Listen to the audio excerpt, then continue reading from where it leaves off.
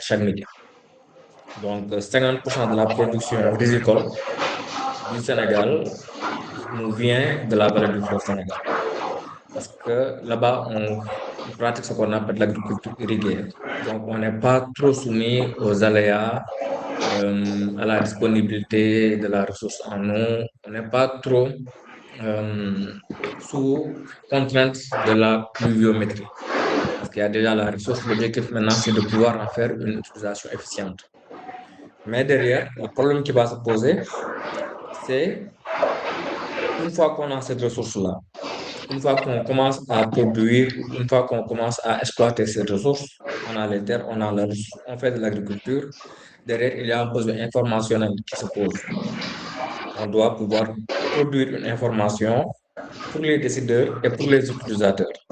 Pour les décideurs, afin qu'ils puissent ajouter tout ce qui est politique publique, politique d'exportation, d'importation, mais également les utilisateurs finaux par rapport à leur pratique, par rapport à l'efficience de leur pratique, par rapport aux prévisions, sur à quoi ils devraient s'attendre, etc. Mais pour faire ces analyses, pour avoir ces informations, il nous faut ce qu'on appelle des données en temps réel. Sinon, on n'est plus dans la prise de décision. On est dans une analyse diachronique.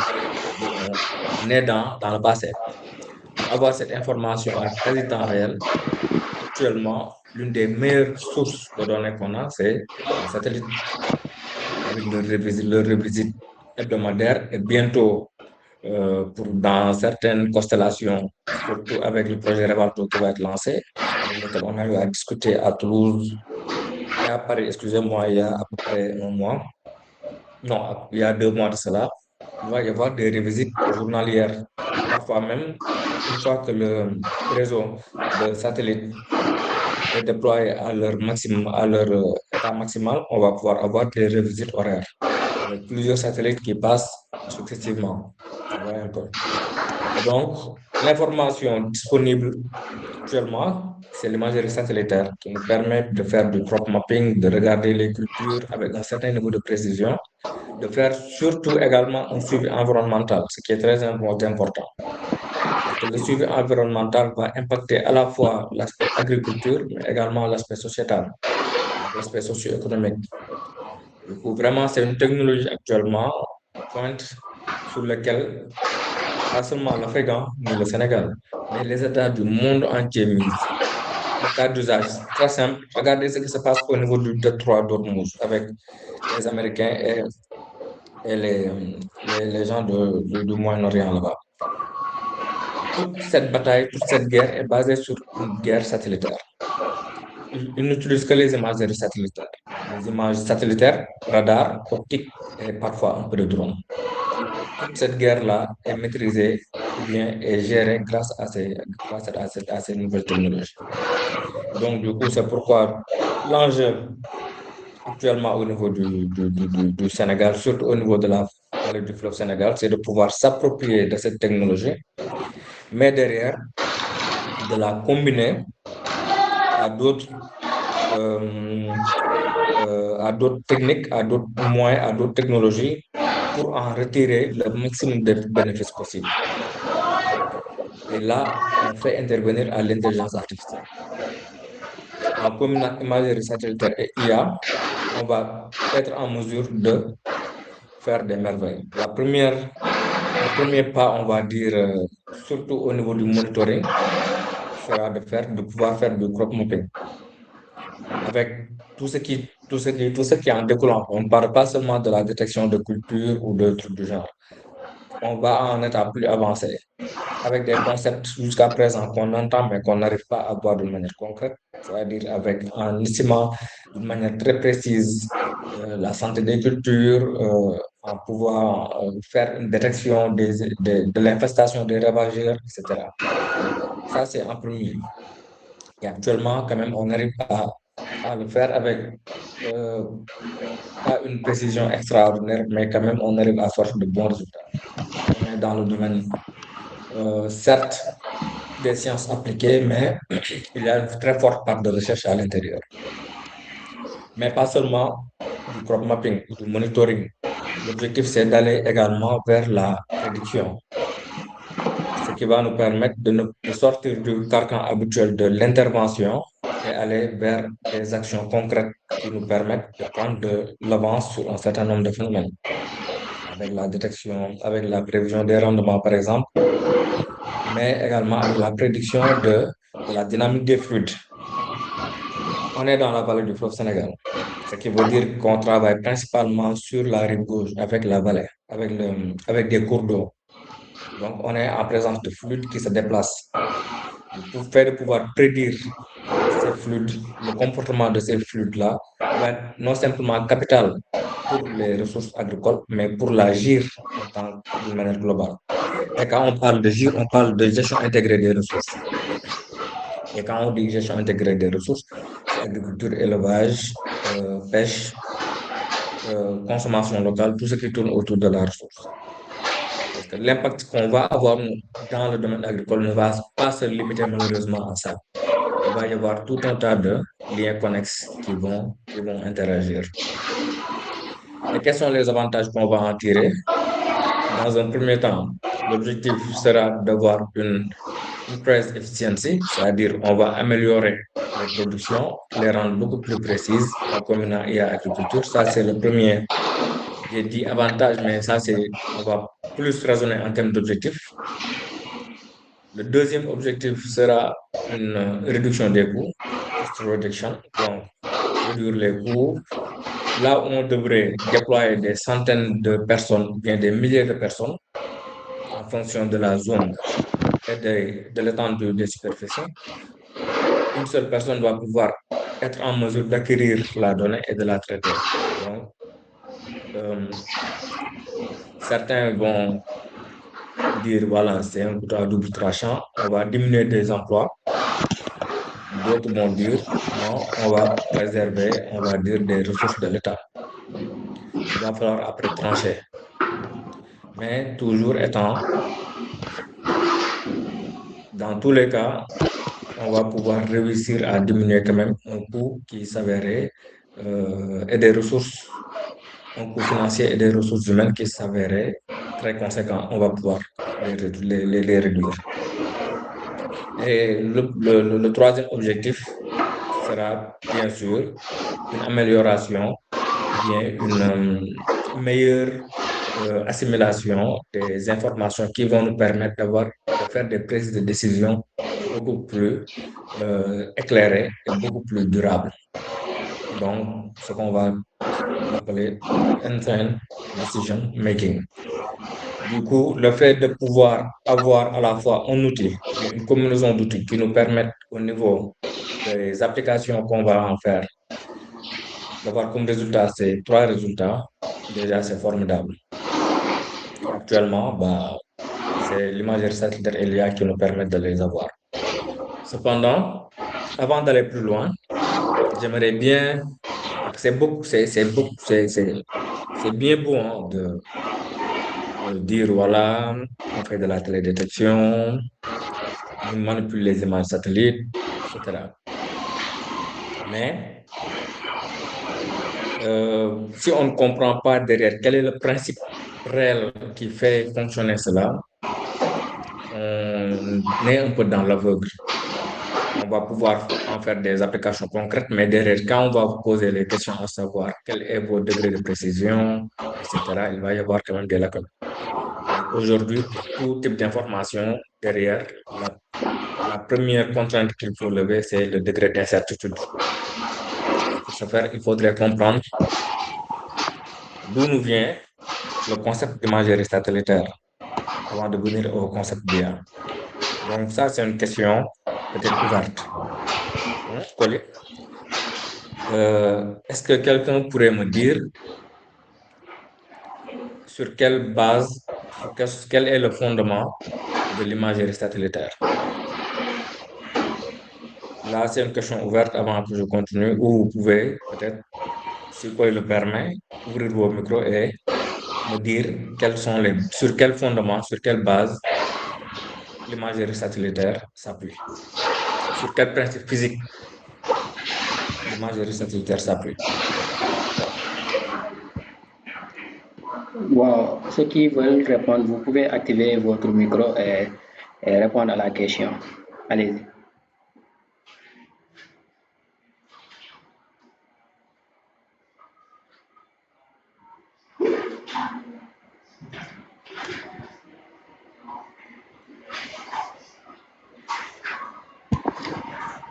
Bon, Il n'y a pas de, je crois que je vais il y a pas essayer. de réaction?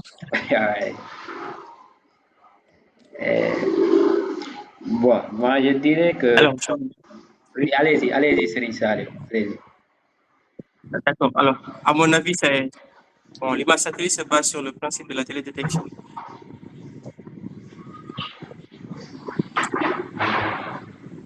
Je L'image m'explique bien.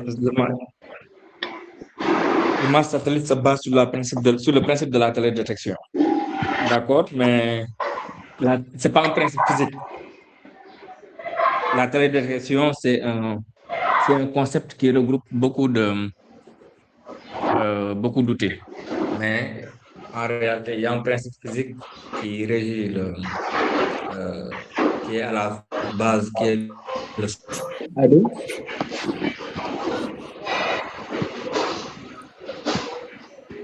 Quelqu'un d'autre avant que je continue, vite fait, peut-être pour voir s'il y a des idées. Bonjour. Bonjour. Moi, je dirais qu'elle repose sur la physique du rayonnement électromagnétique et ses interactions. Très bonne réponse. Elle repose principalement sur tout ce qui est théorie électromagnétique et les interactions. En réalité, euh, on va avoir deux principes fondamentaux pour l'imagerie satellitaire. Dans un premier temps, on a le rayonnement des corps noirs qui est régi par un certain nombre de lois, les lois de réfraction, de réflexion, avec tout ce qui est loi de conservation. En situation éclairée et ensuite en situation obscure et en situation éclairée, du moins en situation éclairée. En situation obscure, il y a les rayonnements électromagnétiques émis par la Terre, qu'on appelle le rayonnement tellurique. Ça, c'est l'image du globe, vue de l'espace. Qu'est-ce que vous remarquez?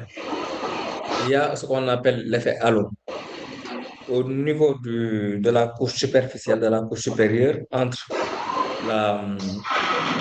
les basses couches atmosphériques, donc peut-être entre la troposphère et l'héliosphère. On va remarquer qu'il y a de la lumière qui, lorsqu'on est du point de vue de l'espace, on va remarquer que le globe terrestre scintille, brille et est enveloppé par une couche lumineuse. C'est ce qu'on appelle le rayonnement tellurique. C'est le rayonnement émis par la Terre vers l'espace. De la même manière qu'elle reçoit de la, de la lumière, mais bon, on va dire de l'énergie, la Terre également émet de la lumière, qu'on appelle le rayonnement tellurique. Ce rayonnement-là provient de l'énergie emmagasinée en journée, lorsque la Terre a été réchauffée, et qui est restituée sous forme de lumière, donc sous forme d'énergie, avec E égale à H mu, hein, la loi de conservation de l'énergie, associée à un certain nombre d'autres principes qu'on va peut-être balayer vite fait. Donc, le principe, c'est quoi? La Terre se comporte comme un corps noir. Un corps noir, c'est un corps qui absorbe de l'énergie. L'énergie nous provient principalement du Soleil, avec l'ensemble de la gamme de rayonnement qui est associée, qui va de l'ultraviolet à l'infrarouge, en passant par le domaine du visible, ce qu'on voit. Dans cette large gamme, la Terre, dans sa globalité, absorbe tout. Mais cependant, vous allez voir que si la Terre, dans sa globalité, absorbe tout, il y a des éléments qui sont au niveau de la surface terrestre qui ne vont pas, eux, être en mesure de tout absorber. Et vous allez comprendre qu'en réalité, il y a une question philosophique qui va en sortir.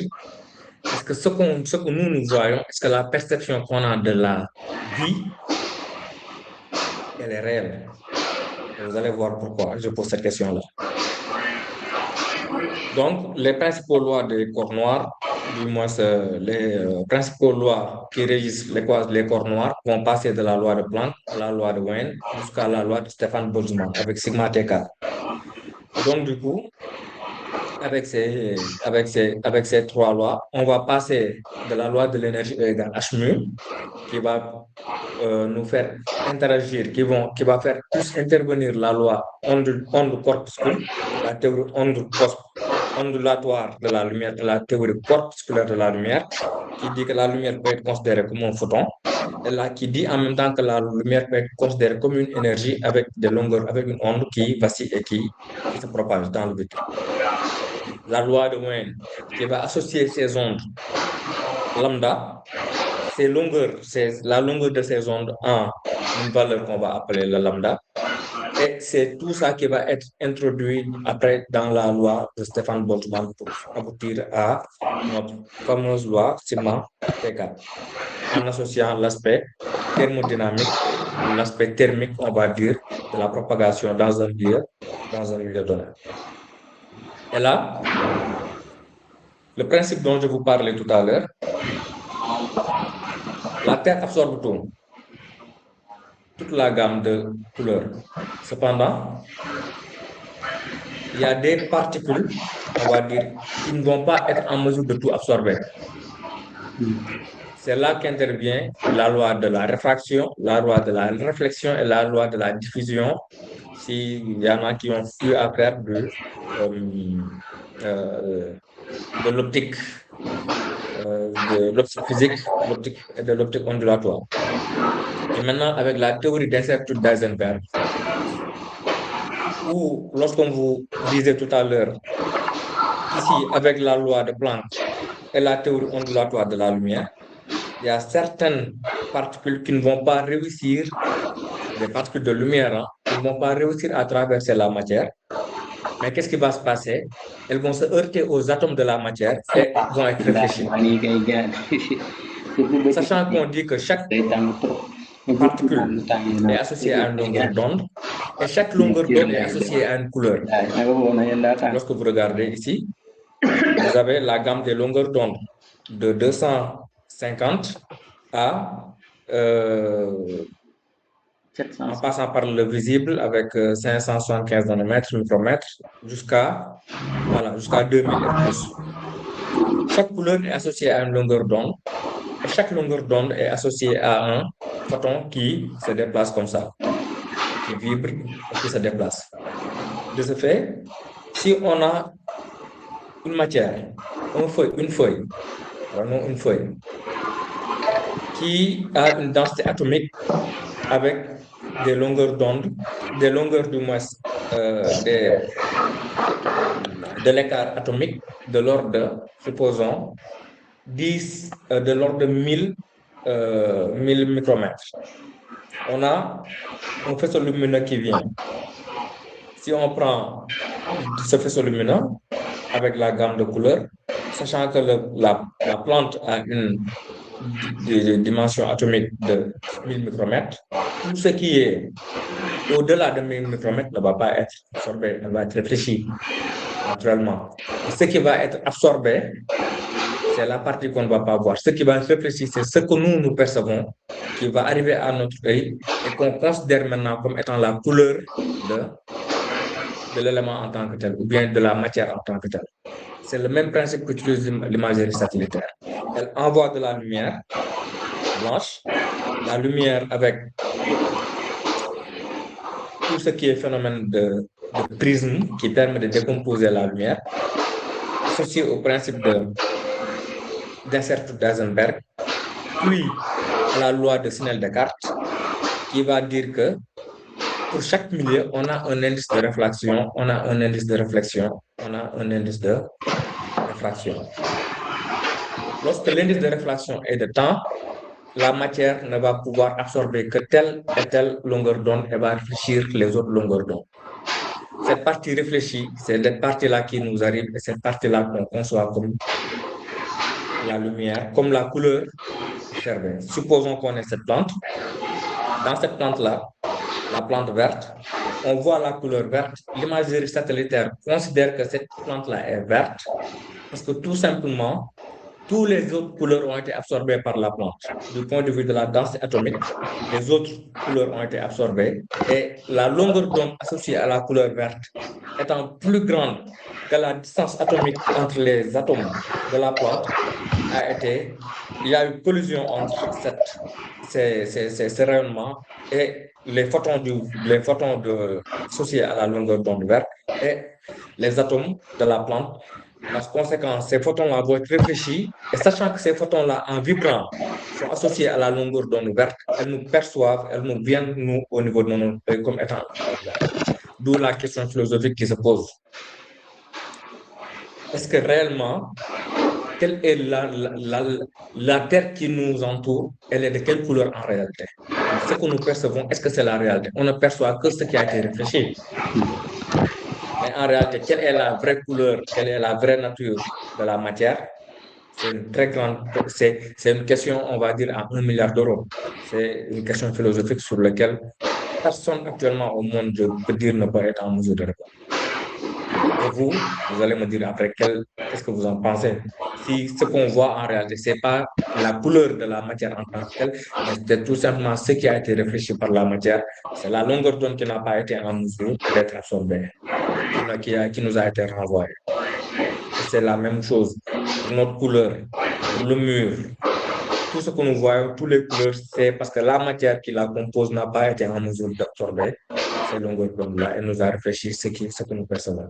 C'est le même principe qu'utilisent les lentilles des images satellites. C'est sur ce fondement-là que la télédétection a été mise en place, que l'imagerie satellitaire a été conçue en se basant sur l'approche de l'œil humain, la décomposition de la lumière par le prisme, associée au principe d'incertitude d'Eisenberg pour nous sortir des indices de réfraction associés à chaque matière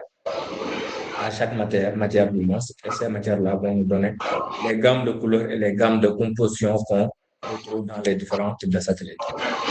Et chaque matière à chaque matière est associée une gamme d'indices qui va de 0 à 1. Donc, si on est dans un verre très sain, entre guillemets, on est entre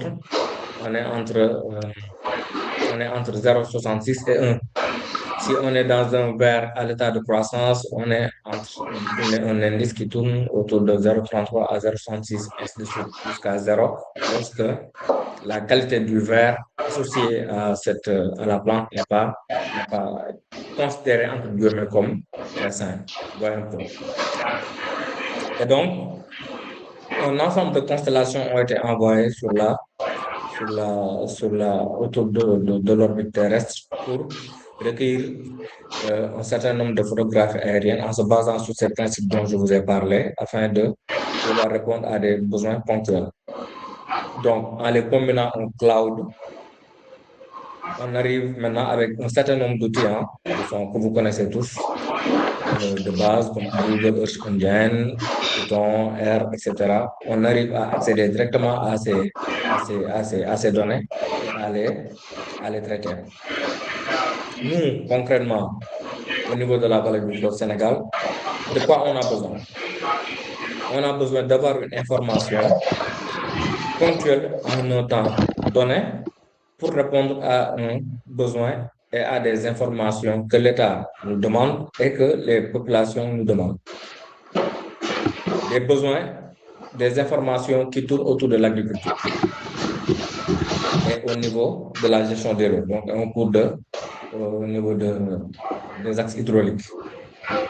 La première information, c'est l'information par rapport à la mise en valeur.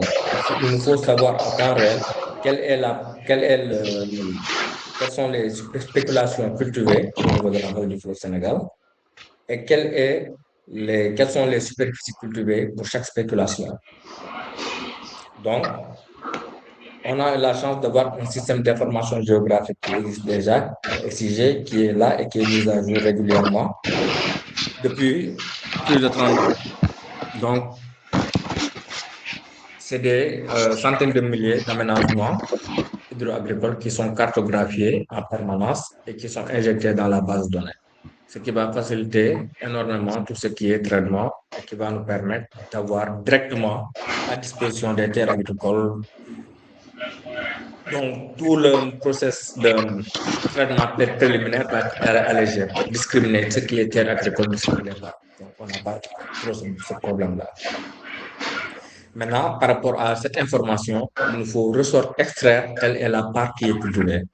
Là, on fait appel à des process de machine learning, et à quelques process, on va dire, d'IA simplifiés qui nous permettent, en combinant machine learning et, des process de classification binaire, on sort très facilement, dans un premier temps, les superficies. Mais ça, c'est dans un besoin purement à la fois opérationnel et décisionnel. Pourquoi?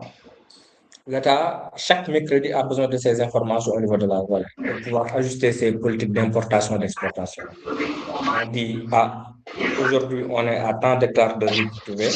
Les projections vont nous dire qu'on est environ à 5 tonnes à l'hectare pour le riz, par exemple, en moyenne. Donc, on est sur des prévisions de tant de tonnes.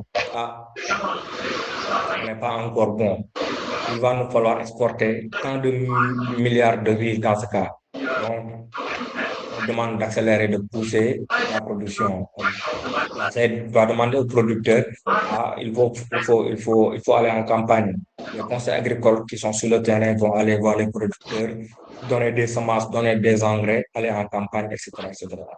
Donc, c'est vraiment, on applique d'une manière immédiate la télédétection à la prise de décision. Et derrière, les producteurs vont en même temps avoir l'information de quelle est réellement la superficie qu'ils ont emblavée. Par rapport à cette superficie, ils ont mis tant d'intrants, donc tout ce qui est engrais, tout ce qui est semences, etc. Ils ont eu tant de rendement par rapport à la superficie qu'ils ont embravée. Les rendements qu'ils ont eu sont bons ou mauvais, sont bonnes ou sont mauvaises. Il va falloir s'ajuster, etc. Donc, que ce soit l'État comme l'utilisateur final va être bénéficiaire. Mais pas que. Il y a également des startups qui commencent à naître et qui ont besoin de ces informations-là pour produire et pour proposer des solutions innovantes pour répondre à un certain nombre de besoins. Tu vois un peu? Donc, ici, c'est des démonstrations où, dans la délégation d'Agana, en utilisant des process simples, on a sorti envers quelle est la part qui a été cultivée dans chaque aménagement, et en rouge, quelle est la part qui n'a pas été cultivée. Les superficies cultivées sont de temps, les superficies non cultivées sont de temps. Donc, il va falloir ajuster les politiques qu'on a pour améliorer la production, et ainsi de suite. Donc, ça, c'est des informations qui vont directement aider à la prise de décision. Voilà un point. Mais pas que. En fait, ça, on va dire, c'est l'utilisation que tout initié va pouvoir être en mesure de faire. L'objectif, c'est lorsqu'on va faire appel à l'IA, vraiment d'aller beaucoup plus loin, de ne plus être dans des conditions conjoncturelles, mais être dans des proportions structurelles, voire prédictives par rapport à certaines situations. Donc, du coup, il y a un projet qu'on a déroulé récemment qui a fait office de succès vraiment franc avec deux autres structures françaises, Neos BWI et Geomatica, qui a également été, on va dire, dans le process et qui a été également un acteur incontournable pour la réussite de ce projet. Donc, l'objectif de ce projet, c'était de pouvoir utiliser l'imagerie satellitaire, les systèmes d'information géographique, ainsi que l'IA pour réussir à prédire le comportement du bassin versant au niveau de la vallée du fleuve Sénégal. Donc, prédire les hauteurs et les débits pour pouvoir anticiper sur certaines catastrophes qui touchent directement la population et les terres agricoles. Donc, l'absence d'eau pour l'agriculture ou le surplus d'eau qui va entraîner des destructions de périmètres ou bien des périmètres inondés qui ne seront plus propices à l'agriculture.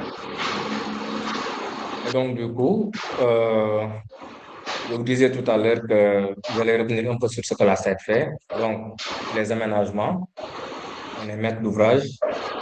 C'est des investissements à plusieurs milliards de francs CFA qui sont mis à disposition pour pouvoir faire des aménagements des zones agricoles viables.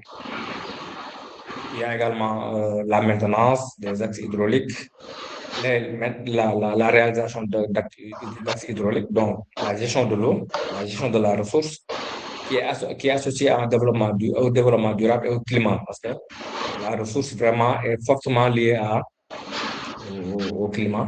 Il y a l'appui à la mise en marché, le management et le pilotage et le dispositif de conseil agricole, qui est le moyen le plus bas, qui est très proche de la production. Donc, on va de l'État jusqu'au producteur en passant par toute la chaîne de valeur. Et je vous disais tout à l'heure que la SEC, c'est un tiers de la population de la superficie du Sénégal, avec plus de 4 millions de personnes qui sont impactées par notre intervention quotidienne. Qu'est-ce qu'on a fait concrètement dans ce projet? À la SEC, on a ce qu'on appelle un système de gestion de l'eau. Donc, on a fait une instrumentation. On a mis ce qu'on appelle un certain nombre de stations de hauteur, de stations hydrométriques au niveau de certains axes du fleuve, au niveau de certains défluents qui vont directement au niveau des aménagements.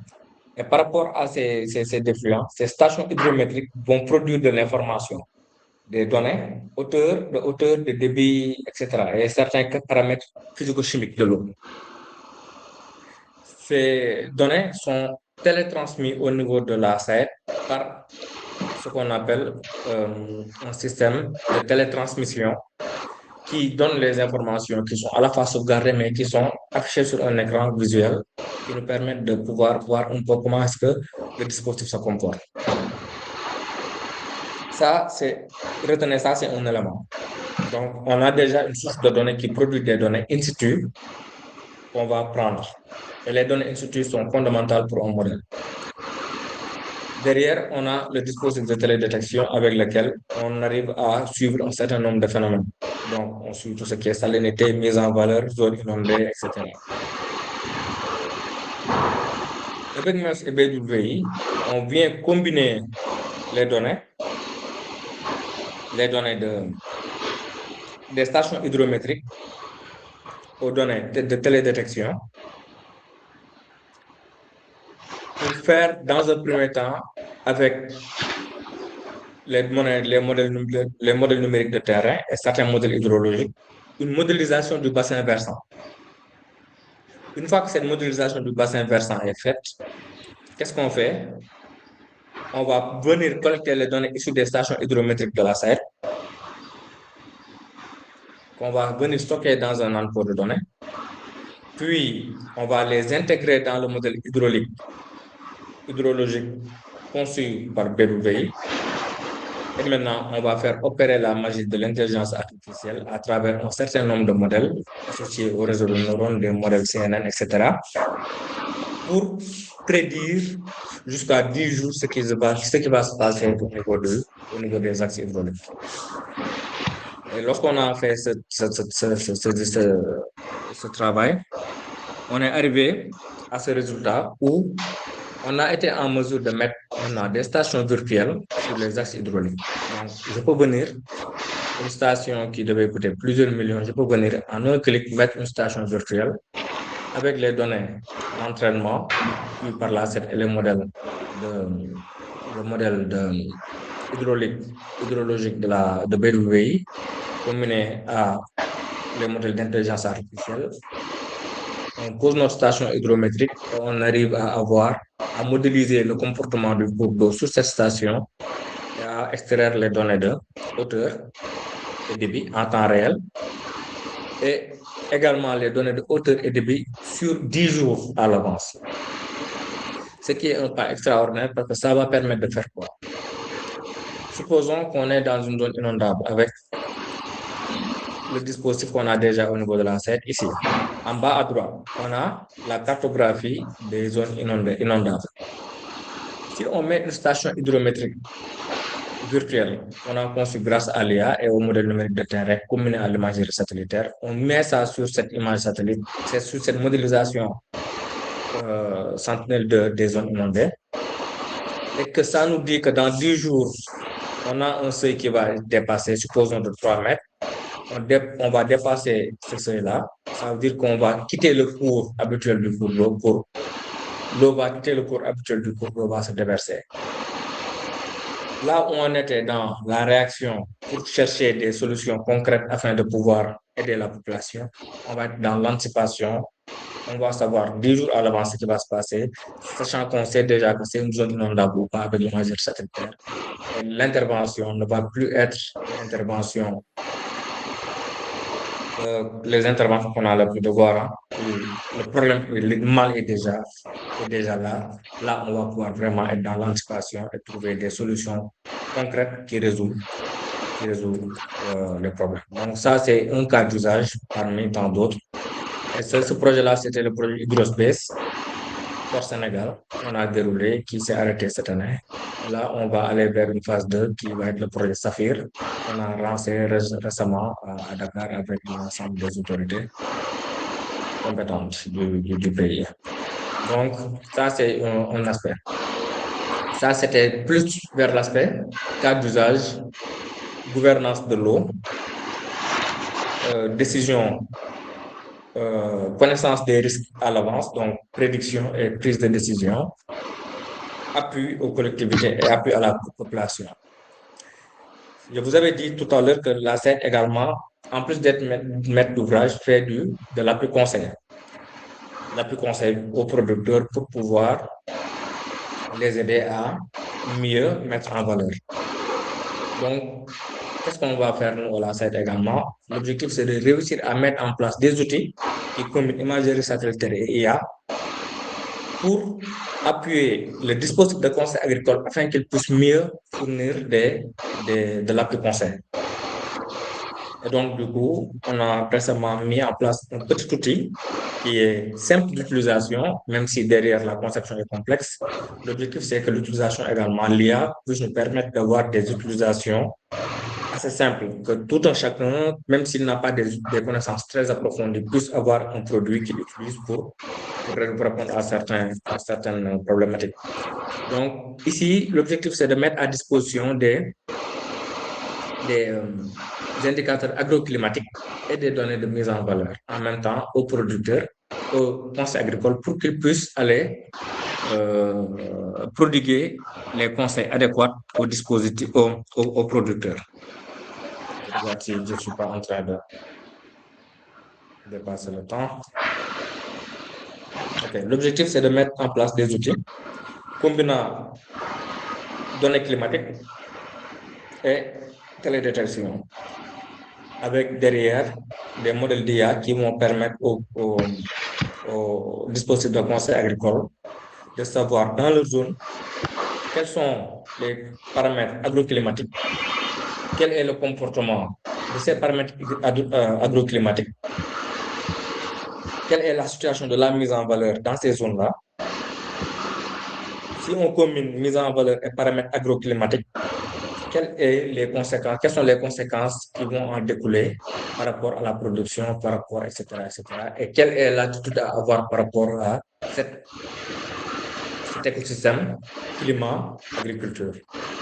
Et derrière, de proposer des interventions qui vont être directement prodiguées par le conseil agricole qui va aller le transmettre aux producteurs afin qu'ils puissent automatiquement se réajuster. Là, on n'est pas en échelle micro, mais on est en échelle macro. Il ne faut pas oublier également ce paramètre-là. L'échelle macro, on est sur la vallée du fleuve Sénégal. Donc, on n'est pas sur une maison, une concession, etc. On est sur de grands périmètres. Ouais, on est sur plusieurs centaines d'hectares par type de conseil. Sachant que la grille de résolution globalement des données climatiques, ça tourne entre 0,25 degrés et 1 degré. Donc, on est entre 25 km et 100 km. Donc, pour ça, pour réussir à faire ces cas d'usage, on va aller prendre des données de Copernicus, les données ECMWF, de RA5. On l'associe à des données à des données satellites, des données d'imagerie satellitaire.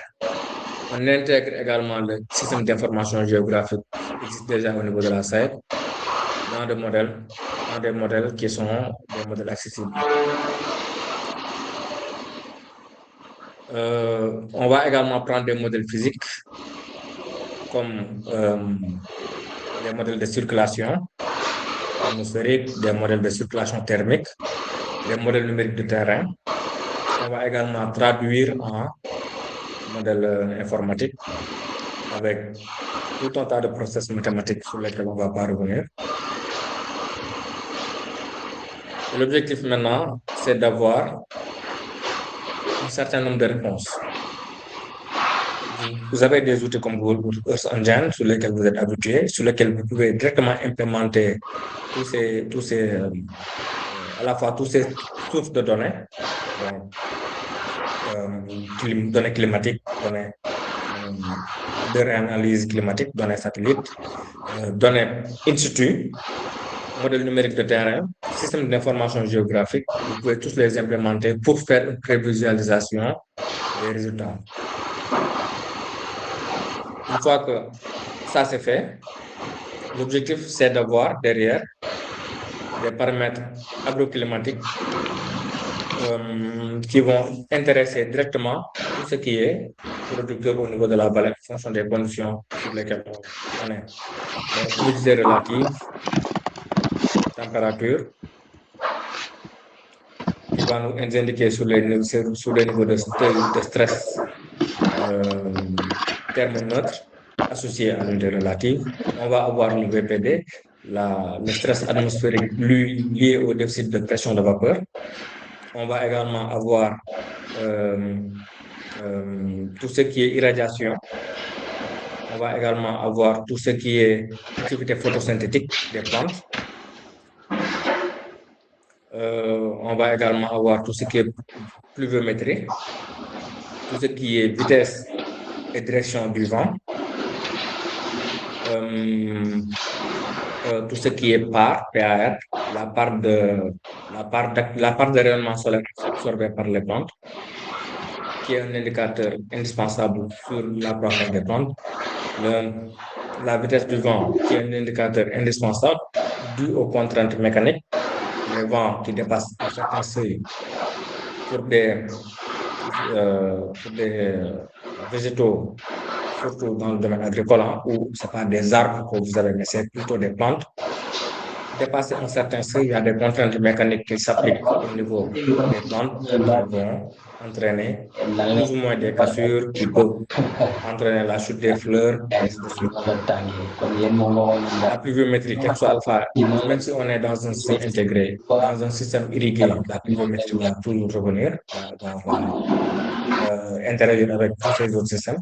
Donc, quel que soit alpha, on le regarde. Et l'ensemble de ces paramètres-là vont devoir être étudiés, associés à des modèles d'IA pour faire une interprétation automatique et donner des consignes d'utilisation. Cependant, on ne peut pas se limiter, on ne peut pas se fier à 100% à des données climatiques de réanalyse. Parfois, il nous faut également des données ponctuelles, des données in situ. Pour ce faire, on va associer en plus des images satellites et des données climatiques, on va faire intervenir de l'IoT, de l'Internet des objets. Donc, en mettant des IoT, il y a un certain nombre de paramètres qui nous échappaient, comme l'humidité barométrique du sol. Il y a des capteurs d'humidité du sol qu'on peut mettre. On va avoir des capteurs, de petits capteurs thermiques qui nous renseignent sur l'évolution, l'activité photosynthétique des plantes.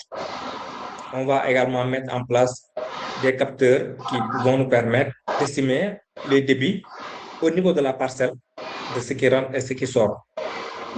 Vous voyez un peu? Dans le but de faire quoi? Actuellement, il y a une problématique qui se pose.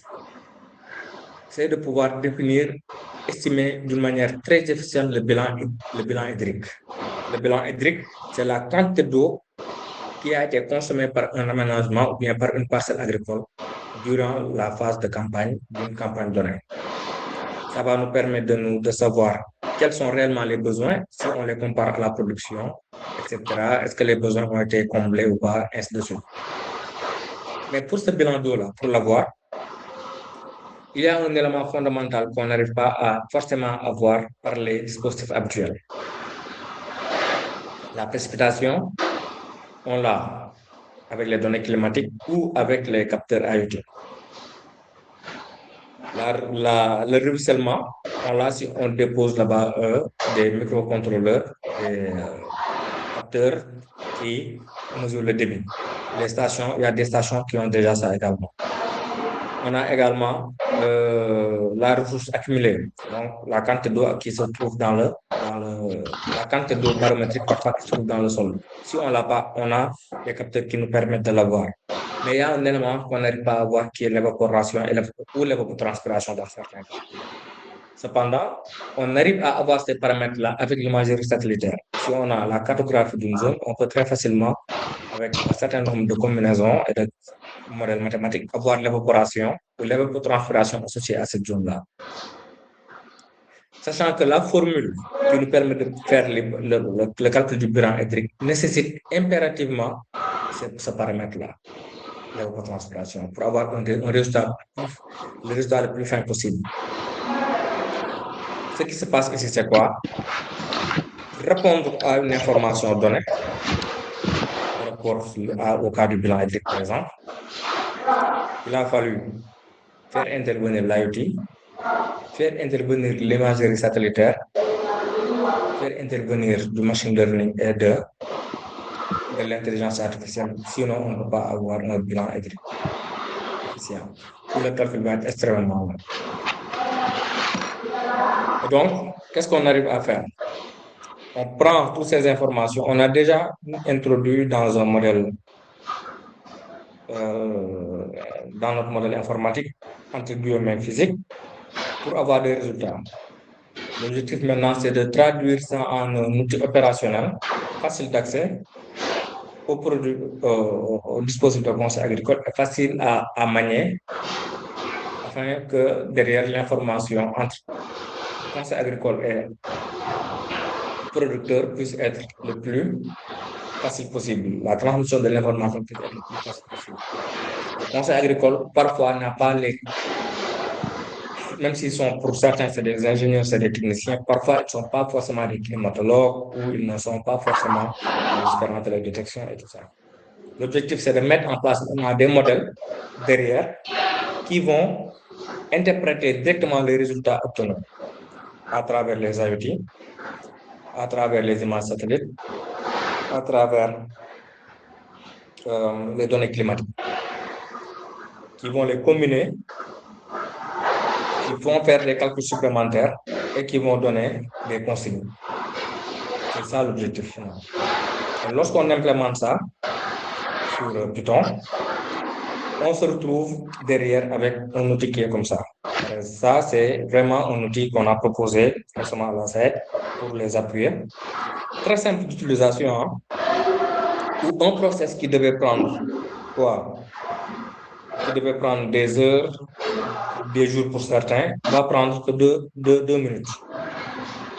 Ouais, un outil très simple qui combine imagerie satellitaire, données climatiques, intelligence artificielle et IoT, afin de pouvoir prodiguer directement des réponses à des questions précises qui vont être transmises aux producteurs pour qu'ils puissent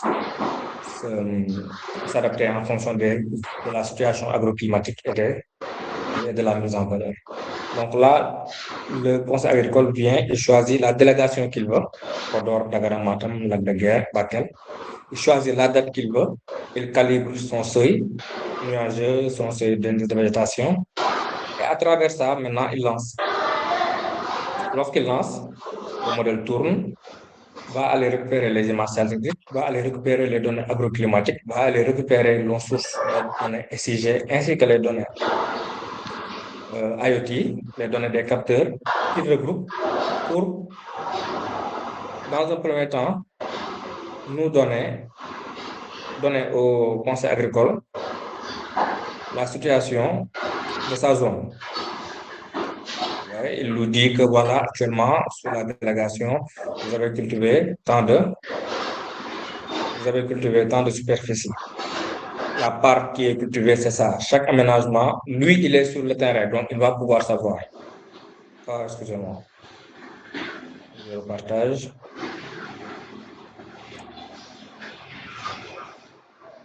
Donc, lui, sur le terrain, il va pouvoir automatiquement se réajuster. Là, on a les mises en valeur. Il va se dire, ah tiens, là, il y a de la mise en valeur, je n'étais pas encore parti. Donc, il faut que je sache qu'est-ce qui se passe là-bas. Peut-être, c'est des kilomètres et des kilomètres carrés. Donc, la personne ne peut pas tout faire en même temps. Donc, là, il va se dire, ah tiens, donc il y a de la mise en valeur. Il faut que je regarde ce qui se passe là-bas. Il se déplace, il va regarder ce qui se passe. Il va également avoir tout ce qui est mis en eau dans les parcelles, tout ce qui est euh, taux de salinité dans les parcelles. Est-ce qu'il va falloir se réajuster par rapport à ça? Il va également avoir un certain nombre d'informations sur l'état de croissance de la végétation, l'image réelle de la zone.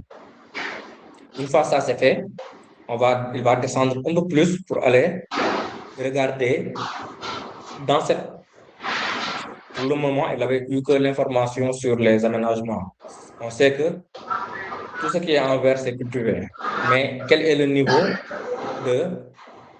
au niveau de la santé de la végétation, au niveau de la vigueur? Donc, on va aller prendre un indice qui va faire abstraction de l'interaction sol-végétation le plus possible avec le VI. Ouais, donc là, on va avoir maintenant, pour les zones mises en valeur, quelles sont les zones où la mise en valeur, la qualité de la végétation est meilleure. Là, le conseil agricole va se dire, ah tiens, ici, on a une meilleure qualité de la végétation. Qu'est-ce qui se passe? On va également regarder quel est le profil latitudinal.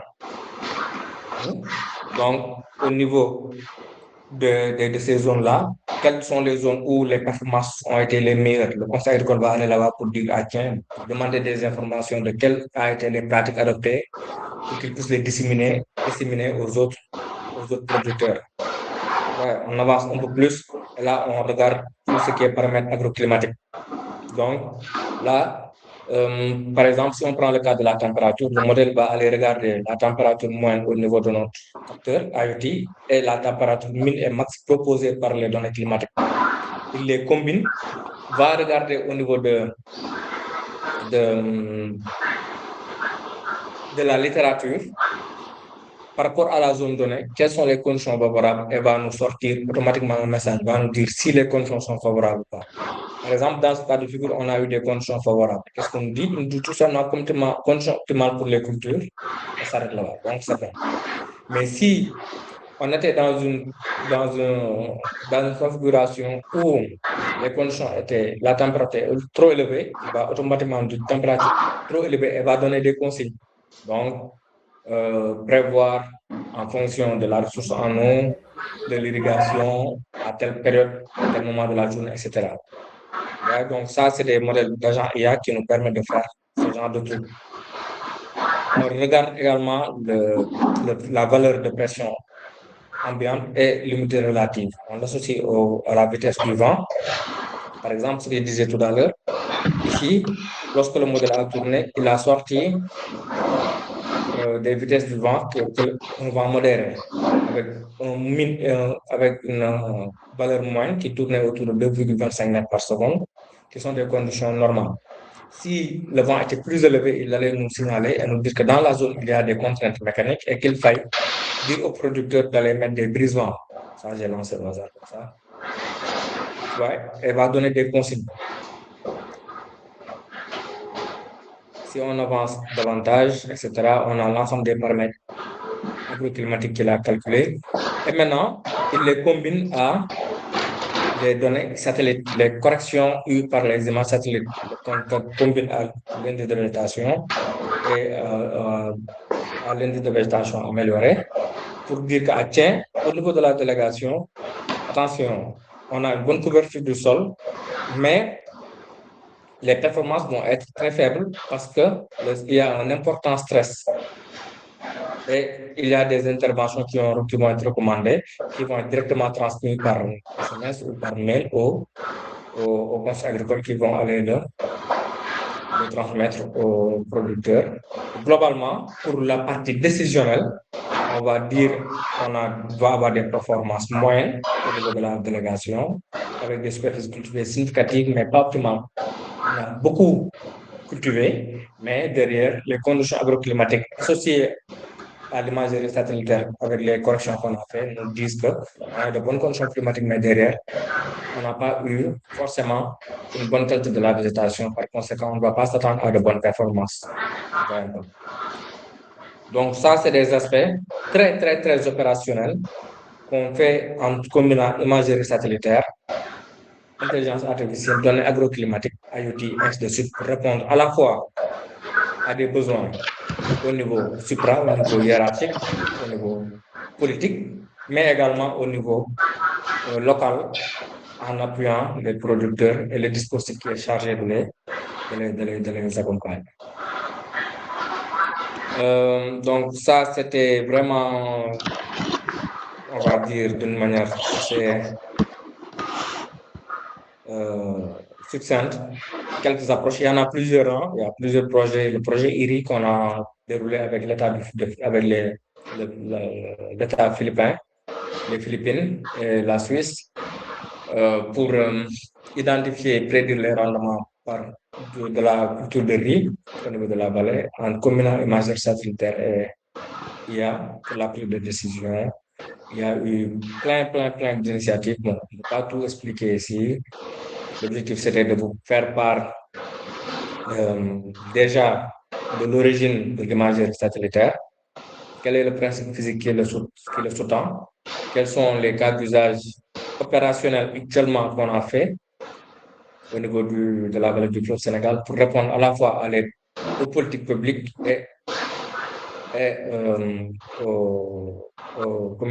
à la communauté locale pour les appuyer. Voilà, donc c'était tout. Coly, je te laisse la parole pour les interventions, pour les discussions. Merci beaucoup, docteur. Merci vraiment pour cette présentation donc, qui a été particulièrement inspirante, mais aussi très enrichissante. Donc, je crois que vous avez pu parler de beaucoup de choses par rapport à tout ce qui est l'IA, mais surtout parler aussi des fondamentaux de la télédétection, qui est aussi même la base aujourd'hui lorsqu'on parle de l'IA dans le domaine de l'agriculture, parce qu'on utilise beaucoup la télédétection. Donc, vous avez eu parlé de certains projets que vous avez eu à faire et quelques cas pratiques. Donc, vous avez également mis en lumière plusieurs applications concrètes donc, par ces technologies dont vous utilisez actuellement. Et vraiment, ça a été très enrichissant. Donc, nous allons maintenant passer à la session d'échange et de questions-réponses avec les participants. Donc, ceux qui ont des questions à poser, vous pouvez directement activer votre micro. Donc, soit vous levez la main, après ceux qui veulent intervenir, je vais vous passer la parole. Et vous pouvez activer votre micro pour poser vos questions.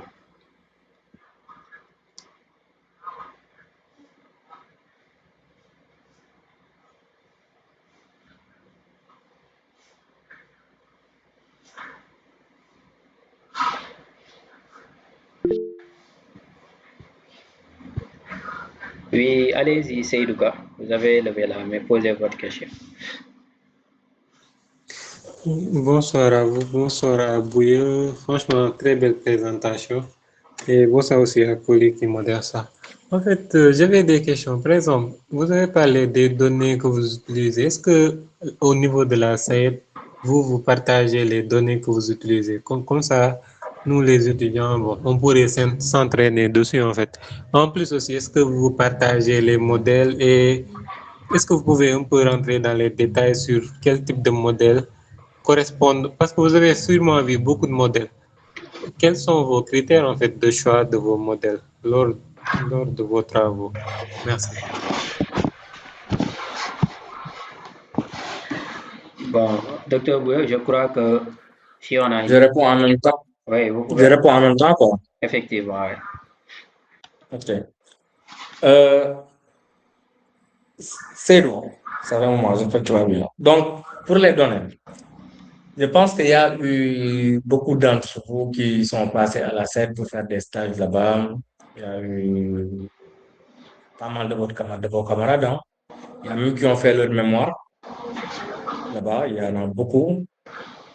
Une fois à la SAED, il y a des données. En tout cas, les données qui sont moi à ma disposition, ils ont accès à ces données-là pour faire les traitements.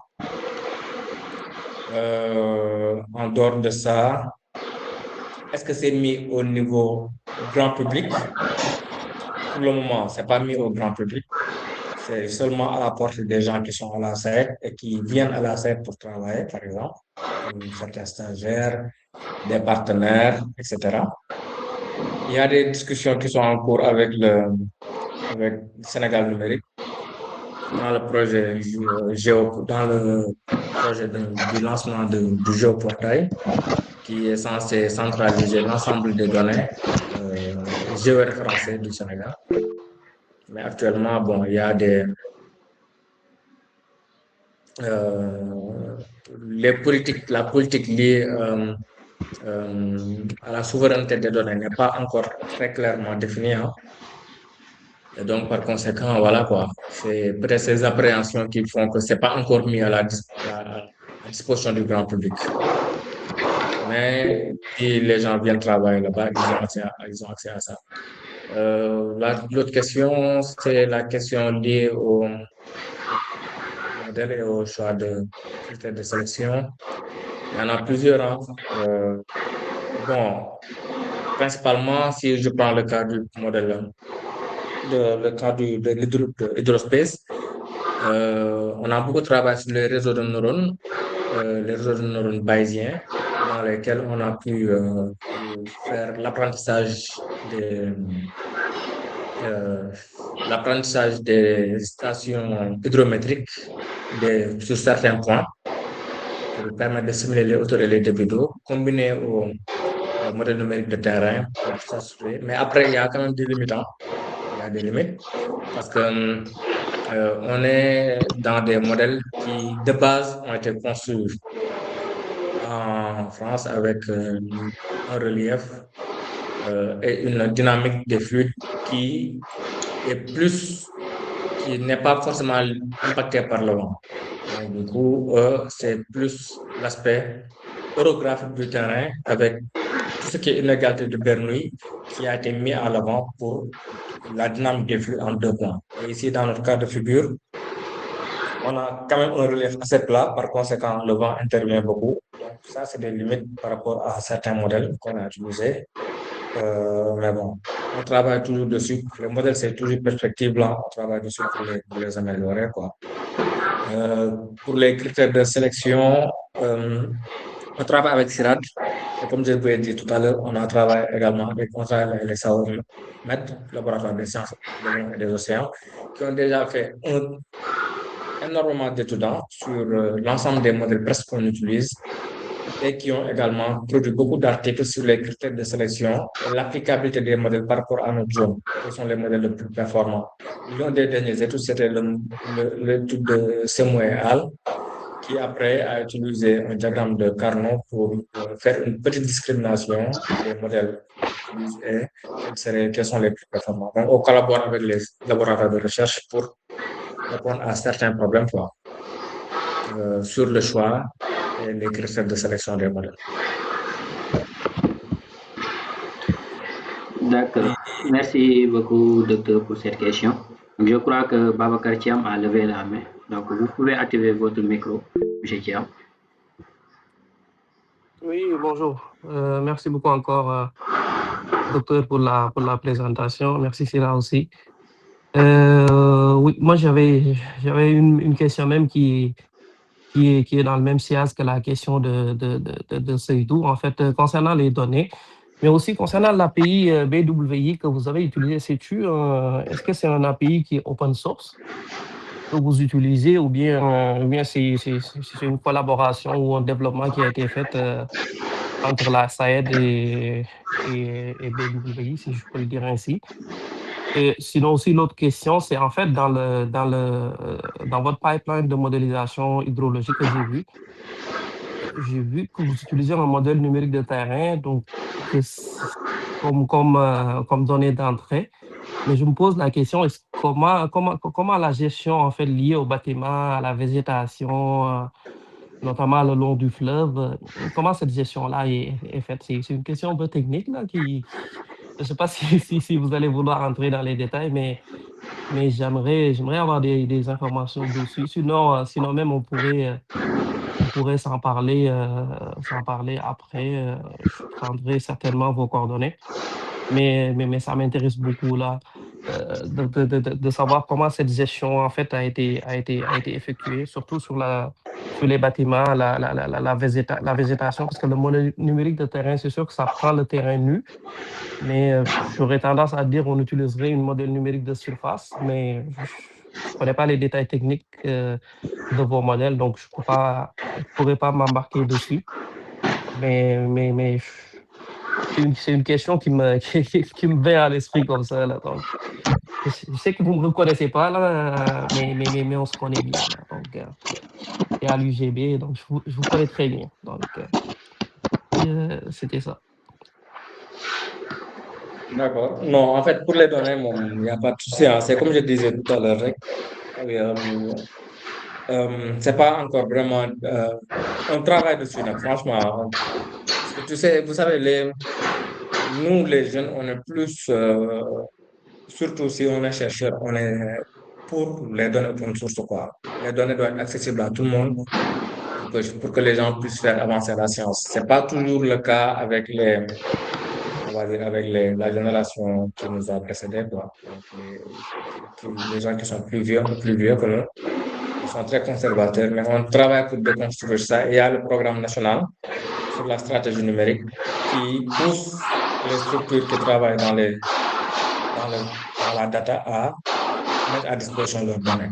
On est enclenché dans ce processus. J'espère que ça va aboutir.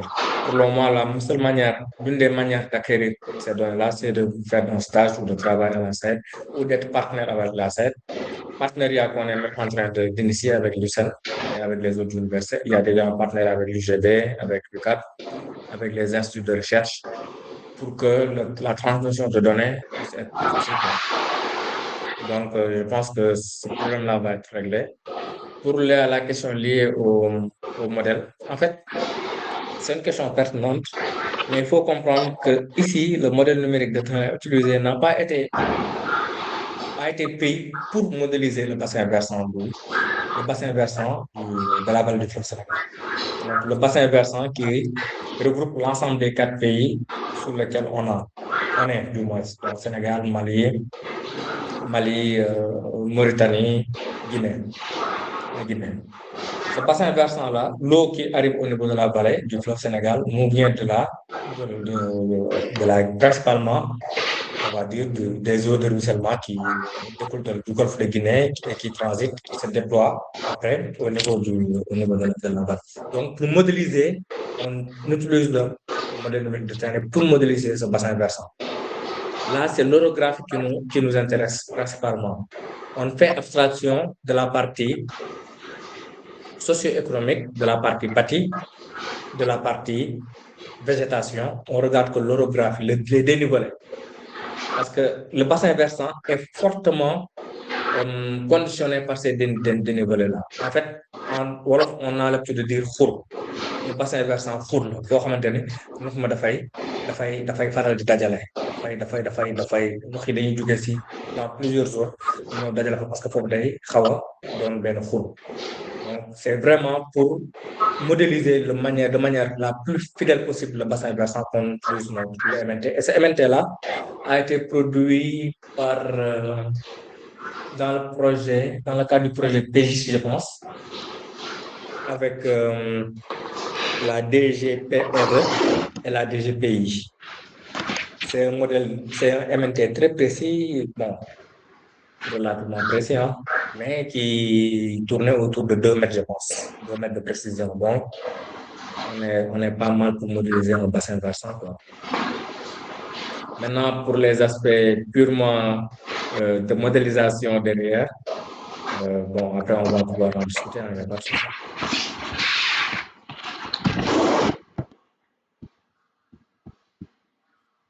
Bon, je crois que on va prendre une autre question donc, sur le chat. Siaka Dramé qui demande quelles sont les limites de l'IA pour une agriculture intelligente appliquée dans la vallée du fleuve Sénégal. Donc, c'est une question que demande Siaka Dramé. Actuellement, il y a des parcelles de démonstration qui sont faites au niveau des serres. Qu'est-ce qu'ils font? Ils prennent c'est de l'IoT, hein? C'est de l'IoT avec des capteurs d'humidité du sol, des capteurs d'humidité relative, des capteurs de température. Associés à on combine, on associe les vannes pour pulvériser la brume. C'est une pulvérisation vers le haut, quoi, de l'eau. On calibre avec un seuil. On dit que lorsqu'on a tel seuil d'humidité, tel seuil de température, etc., les vannes s'ouvrent. Lorsque les vannes s'ouvrent, la parcelle est humidifiée ou est arrosée, ainsi de suite. Après, qu'est-ce qu'on fait? On regarde. C'est un processus, hein, c'est sur plusieurs campagnes. Donc, on regarde les données de la production et on recalibre le modèle. Sachant que c'est des capteurs qui donnent des informations tous les une seconde, une minute, 2 minutes. C'est à nous de calibrer ça. Les capteurs en général Arduino qui sont assez simples à utiliser. L'objectif, c'est de faire un petit modèle derrière qui permet au capteur d'auto-apprendre des résultats qu'il a obtenus précédemment. Okay? Mais qu'est-ce qui se passe? Actuellement, on a beaucoup de facteurs anthropiques qui peuvent rentrer en jeu. Supposons que le modèle devait estimer l'humidité et qu'à un certain moment, dans les champs, par exemple, on a des surgas qui vont venir arroser, etc., ainsi de suite, et qui vont modifier un peu la structure dans les LHI, dans les conditions linéaires homogènes et isotropes du milieu, par une intervention humaine qui ne va pas forcément être compréhensible par derrière la traduction que le modèle d'IA va faire par rapport aux données. Elle va considérer que le système a évolué d'une certaine manière et va se réajuster.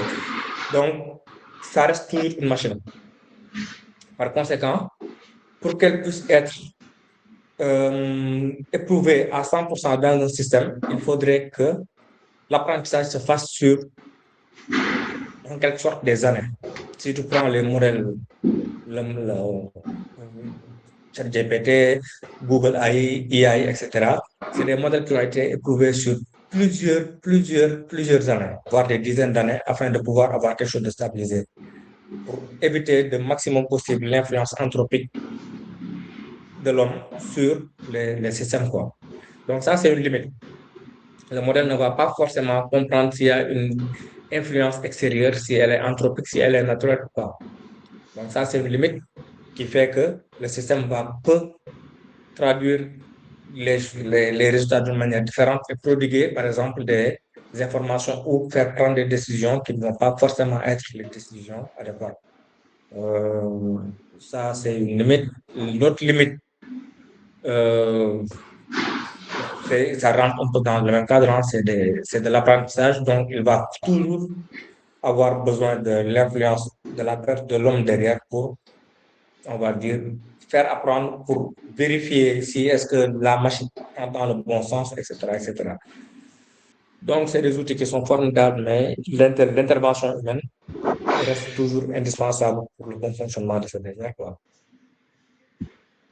Dans le cadre de la vallée du fleuve Sénégal, pour répondre à sa question, actuellement, c'est ces tests-là qui sont faits sur des parcelles, dans des serres, avec un certain coût, mais derrière, actuellement, il y a le besoin opérationnel qui se pose, le problème opérationnel qui se pose, les personnes ressources qui se posent, les personnes avec les compétences pour pouvoir bien gérer ça qui se posent, et derrière le coût actuellement, parce que si on se dise la vérité, hein, c'est technologie qu'on manipule.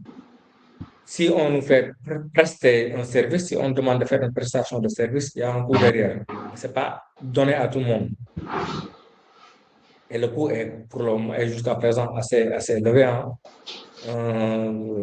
CAK ou quelqu'un, tu ne vas pas lui faire un modèle d'IA qui prédit ou bien qui te fait de l'irrigation intelligente à 1 ou 2 millions. C'est un coût conséquent parce qu'il y a un fort travail derrière,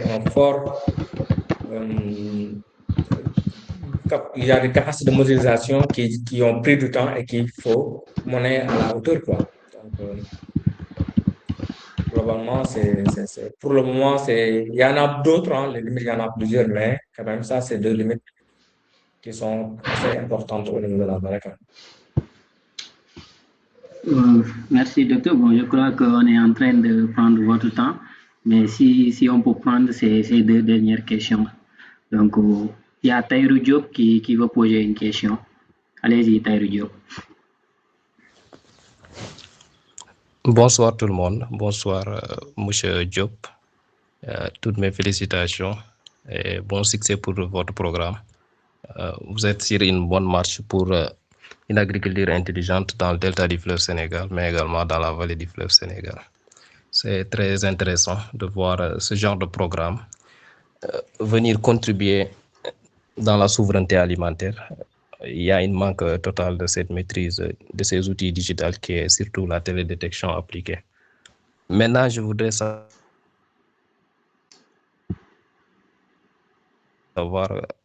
concernant votre modèle de télédétection associé à l'intelligence artificielle, comment parvenez-vous à identifier ou bien à étudier la qualité de l'eau dans le delta du fleuve Sénégal, mais également la qualité des sols? Car au niveau dans le delta du fleuve, dans beaucoup de défluents, dans le delta du fleuve Sénégal, comme le Gorom ou bien le Lamsar, où ce sont des défluents qui contribuent beaucoup à l'approvisionnement, c'est-à-dire l'irrigation, mais parfois il y a des problèmes d'écoulement ou bien l'eau, il y a une mauvaise qualité de l'eau qui contribue également sur l'acidification des sols dans certains périmètres où c'est affecté par la salinité. Maintenant, concernant la qualité du sol également, on sait bien que dans le delta du fleuve, les sols se dégradent de plus en plus. Quelle étude faites-vous là-dessus concernant la salinité, mais également concernant la fertilité de ces sols? Ma deuxième question, au niveau de l'indice de végétation dans le delta du fleuve Sénégal, comment parvenez-vous à identifier le taux d'emblavure du riz par rapport aux autres cultures maraîchères qui existent dans le delta du fleuve? Et pour finir, dans votre programme-là, je voudrais savoir quelle est la place du producteur dans ce programme pour mieux réussir ce programme d'application dans l'agriculture. Je sais bien que vous êtes dans la recherche, mais le producteur également est important, puisque c'est lui qui est dans le terrain, c'est lui qui exploite la terre. Quelle est la place du producteur dans ce programme? Je vous remercie.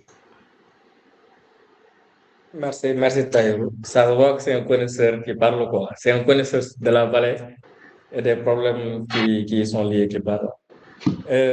La question de la qualité de l'eau, honnêtement, ça pose jusqu'à présent un problème. Pour être tout à fait honnête avec vous, la qualité de l'eau vraiment pose jusqu'à présent un problème. Actuellement, on a mis des capteurs hydrométriques qui vont mesurer un certain nombre de paramètres physico-chimiques. Mais jusqu'à présent, on n'a pas suffisamment de capteurs pour faire un maillage exhaustif de l'ensemble D'ailleurs même, c'est pourquoi on a lancé le projet Saphir, qui va être un projet qui va permettre de mettre un réseau de 200 capteurs hydrométriques qui vont pouvoir à la fois mesurer des données physico-chimiques de l'eau, mais également on a également prévu de mettre plus de 100 capteurs pour aller regarder ce qui se passe au niveau de la nappe, on va mettre des sondes de débit, quoi, pour regarder ce qui se passe au niveau souterrain également, pour regarder à quel point les zones où la nappe est affleurante, quel est le comportement de ces cours d'eau-là. Donc, là, on a des informations sur les hauteurs et les débits, mais on n'est pas encore très avancé sur la question liée à la qualité de l'eau, pour être tout à fait franche. Et d'ailleurs, la question là, lors de la campagne de décrue, nous a été fortement posée par les producteurs en nous demandant est-ce qu'il y a des solutions par rapport à ça, avec les orpeillages, avec la Falémé et l'exploitation de l'or là-bas qui entraîne une très forte dégradation de la qualité de l'eau qui remonte parfois qui peut remonter jusqu'au niveau du delta. Vraiment, c'est une question en suspens. On cherche des financements pour étoffer le dispositif afin de pouvoir. On travaille avec l'OLAC. On a impliqué l'OLAC, la DGPI, la DGPRE dans le process avec le projet Saphir pour faire une meilleure gestion de la qualité de l'eau au niveau de la vallée. Pour la question liée au sol, avec l'acidification, avec l'évolution de la salinité, on a entamé un projet avec pour le moment, au niveau de la site, qu'est-ce qu'on fait? On suit l'évolution des sols en termes de salinité. Il y a des indices très simples qui nous permettent de regarder le taux et la répartition de la salinité, ainsi que le pH. Mais ça, c'est plus pour orienter. Il y a un problème qu'on appelle le programme Delta, qui est plus pour orienter les interventions en termes de réhabilitation. Mais concrètement, en termes de gestion même de cette terre, actuellement, on a lancé, il y a un projet qui a été commandé par l'État avec l'INP, qui a été l'Institut national de pédologie, pour ceux qui ne savent pas, qui sont chargés de la santé des sols au niveau du Sénégal, sur lequel il fallait identifier, faire une cartographie des sols en termes de teneur en phosphate, en termes de teneur en potassium et en termes de teneur en phosphate, en potassium, en phosphore, ainsi que le pH. Et donc, du coup, l'objectif, c'est d'aller récupérer apparemment, il y a plus de 10 000 tonnes de phosphate disponibles au niveau des différentes mines. D'ailleurs, même les estimations apparemment sont plus que ça. Mais l'objectif, c'est d'aller vers un programme national d'épannage du phosphate et de chaulage. Le chaulage pour les sols acidifiés avec le pH qui a commencé à être déréglé. Donc, c'est un programme national, c'était plus de 50 milliards, hein, c'était assez conséquent. C'est à la table des décideurs, c'est à eux maintenant de voir si est-ce qu'ils vont avoir les fonds nécessaires pour qu'on puisse aller vers ce programme qui va, on va dire, redonner vie à la santé des sols au Sénégal, quoi. Ça, c'était les deux premières questions. Interpellation. L'autre interpellation en dehors de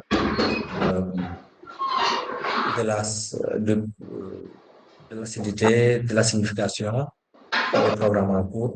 J'ai oublié les deux autres questions. C'était quoi? Bon, il demandait. Oui, allez-y, Taïro.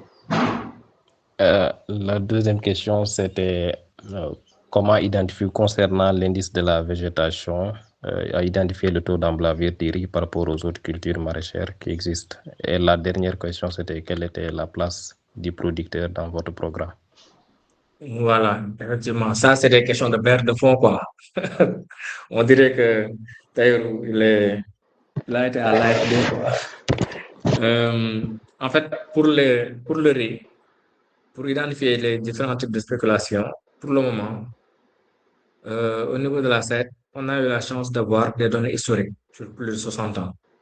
Donc, lorsque vous avez regardé la présentation avec Hygrospace, on a pu mettre en place des modèles basés sur ces données historiques-là, afin de pouvoir entraîner des modèles de crop mapping qui nous permettent de discriminer le riz et les cultures maraîchères d'une manière séparée. Au niveau de chaque délégation, pour chaque campagne, il y a le dispositif qui va sur chaque périmètre pour collecter les embravures, pour nous dire sur tel périmètre c'est du riz, sur tel périmètre c'est de l'oignon, etc., etc. Il y a un système de codification qui a été mis en place qui permet après de joindre ces données, de faire une jonction jointure entre ces données socio-économiques et les données liées au système d'information géographique cartographiée. Une fois que ça c'est fait, maintenant, on arrive à avoir en temps réel tout ce qui se passe au niveau de la vallée. Qu'est-ce qu'on fait? On associe maintenant un modèle d'apprentissage associé à ces données historiques-là, qu'on a sur plus de 60 ans, à un modèle de prop mapping qui nous permet de nous dire, avec un certain degré de précision, que sur telle parcelle actuellement, on a cultivé du riz ou de la tomate, ou les 4 cultures principales sur lesquelles on est, c'est le riz, la tomate, riz, tomate, oignon, pommes de terre. C'est les 4 principales cultures sur lesquelles. Mais ça a été possible parce qu'on a des données historiques qui nous permettent d'entraîner des modèles avec du machine learning. C'est tout simplement du machine learning. Quant à la place des producteurs sur le dispositif qu'on a, comme je disais tout à l'heure, pour ceux qui sont passés à la SED, ils connaissent un peu comment la SED est maillée. Il y a le dispositif qui est morcelé jusqu'au conseil agricole qui se charge d'être très proche, qui lui, en fait, c'est comme les cousins maintenant des producteurs. C'est des agents de la SED qui sont sur le terrain et qui sont tout le temps avec les producteurs.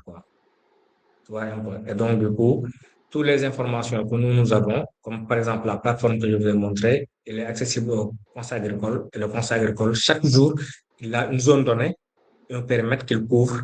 Et chaque jour, il doit sillonner pour aller voir l'ensemble des producteurs afin de donner des conseils, de prendre des informations sur leur mise en valeur. Également, tout ce qui est bon d'engrais, les engrais, les intrants également, doivent passer par le conseil agricole, ce qui fait qu'il y a cette proximité entre le dispositif de la SAED et le producteur. Et nous, par l'intermédiaire du conseil agricole, on atteint le producteur. C'est à peu près comme ça que les choses fonctionnent en ce moment, en attendant d'avoir quelque chose de plus direct qui va directement aller vers le producteur. On utilise le conseil agricole pour faire transiter l'information. Merci beaucoup, docteur. On va prendre notre dernière question parce que Mordial, depuis lors, il lève la main. On va prendre cette dernière question avant de boucler. Donc, Mordial, vous pouvez poser votre question.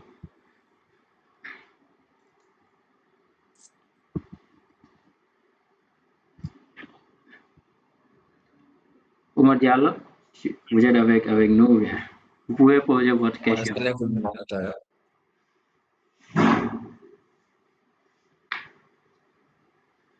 Bon, je crois que Omar n'est pas connecté. Donc, peut-être, docteur, moi, je vais vous poser une question.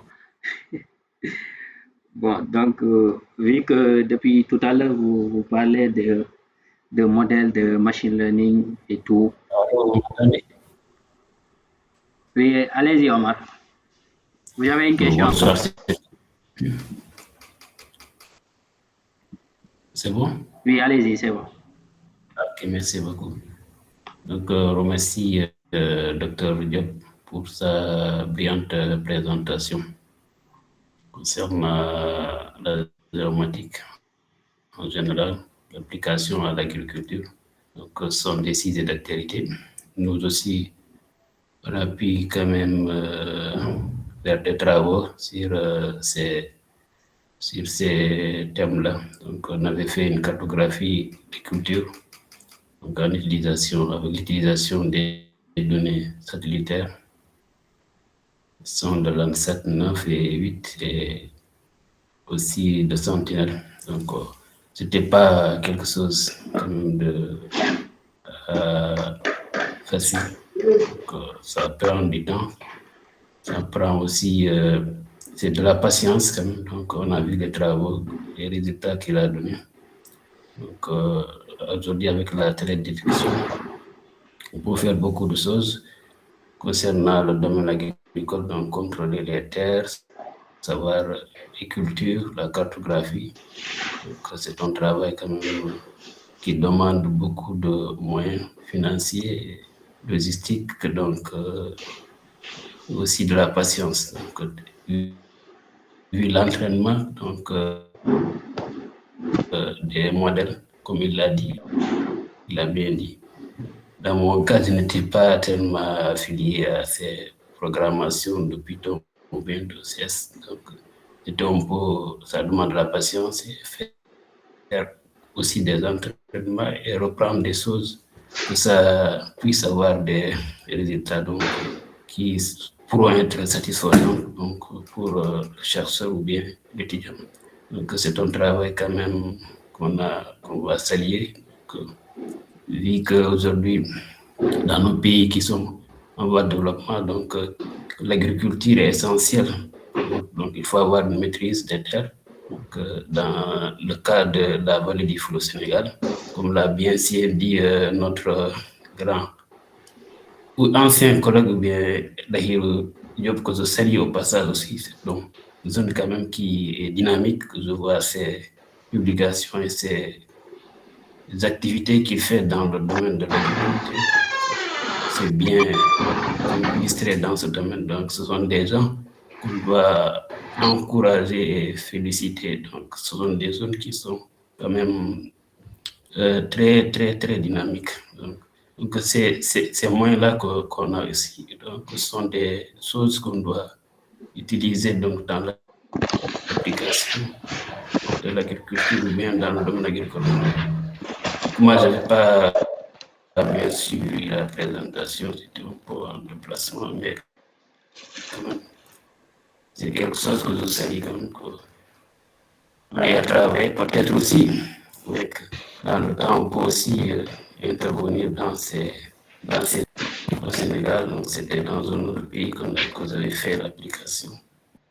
Et on a quand même trouvé des résultats très, très, très intéressants. Donc, c'est un remerciement à toutes les gens qui ont organisé ce webinaire, donc très intéressant à saluer.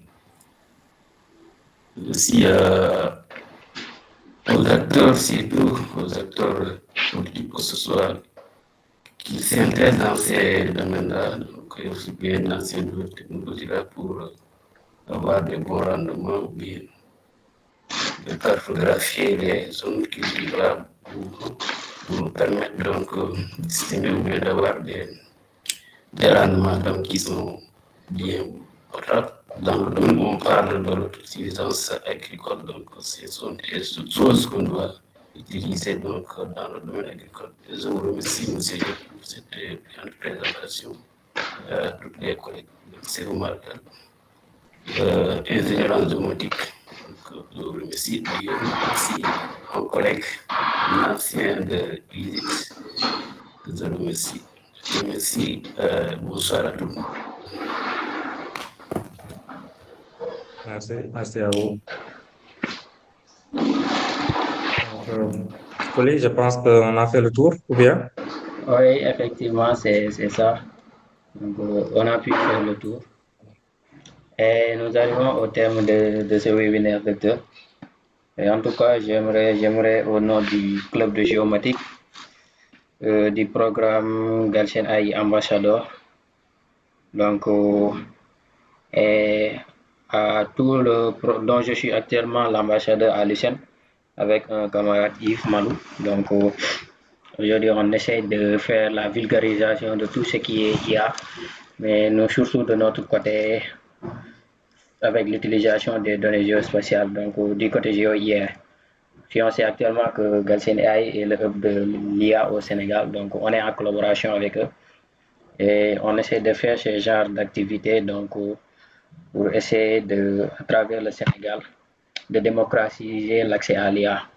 En tout cas, merci beaucoup, docteur, pour cette activité et je crois que tous les participants ont eu à bénéficier de cette expertise. Donc, parce que j'ai eu à fatiguer le docteur, il n'était pas disponible toute la semaine, mais donc il a eu à nous donner le temps qu'il avait donc, pour aujourd'hui pour nous faire ce webinaire. Merci en tout cas pour votre disponibilité et pour la qualité aussi de la présentation que j'espère qu'il va nous servir à nous tous parce que la plupart du temps on travaille dans ces domaines aujourd'hui de l'IA, de la géomatique, la télédétection et vous avez pu nous donner base et aussi la direction à prendre par rapport à ça. En tout cas, merci beaucoup et je vais vous laisser le dernier mot par rapport à ça. Merci. Merci, Oli, merci de m'avoir invité. Vraiment, c'est un réel plaisir de pouvoir partager euh, son expérience, de recueillir également les expériences des autres, hein, parce que parmi vous, vous avez tous beaucoup d'expérience également dans le domaine maintenant. Et ça va peut-être permettre aujourd'hui, pourquoi pas, de mettre en place un carnet d'adresses sur des éventuelles pistes de réflexion qu'on pourra mener après par la suite, sur lesquelles on pourra travailler, parce qu'on est à la fois la beauté de l'IA et de l'intelligence et de la télédétection, c'est qu'on est à la fois opérationnel, mais on est à la fois recherche. Donc, il y a beaucoup de thématiques sur lesquelles on va pouvoir travailler ensemble, réfléchir ensemble. Et vraiment, c'était un plaisir d'être là aujourd'hui pour partager avec vous. S'il y a après par la suite des échanges, il y a Poli qui a mon mail, qui a mon contact, donc n'hésitez pas. C'est un plaisir en tout cas. Je vous remercie et vous souhaite une très bonne fin de semaine. Merci. Ok, merci beaucoup, docteur. À la prochaine. Et bon, ceux qui sont intéressés par l'enregistrement de ce webinaire, vous pouvez laisser votre email sur le chat. Après, je vous enverrai l'enregistrement, Inch'Allah. Et merci beaucoup à tous pour votre participation et votre disponibilité. On se dit à la prochaine, Inch'Allah. Merci.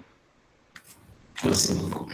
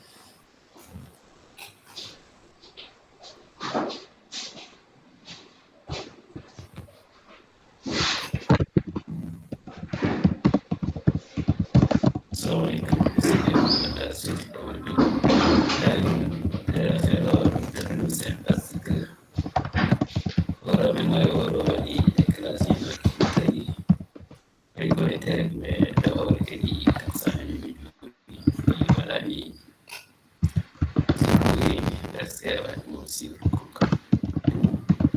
C'est même si j'ai mis une autre traité pour moi, ce sont des choses très intéressantes. Très pratiques, très intéressantes. Ça demande beaucoup de patience, de temps, mais c'est pas facile. Très intéressant. J'ai eu le succès de Montréal, c'est mort comme elle est aussi. Quand même, c'est quelque chose de très intéressant.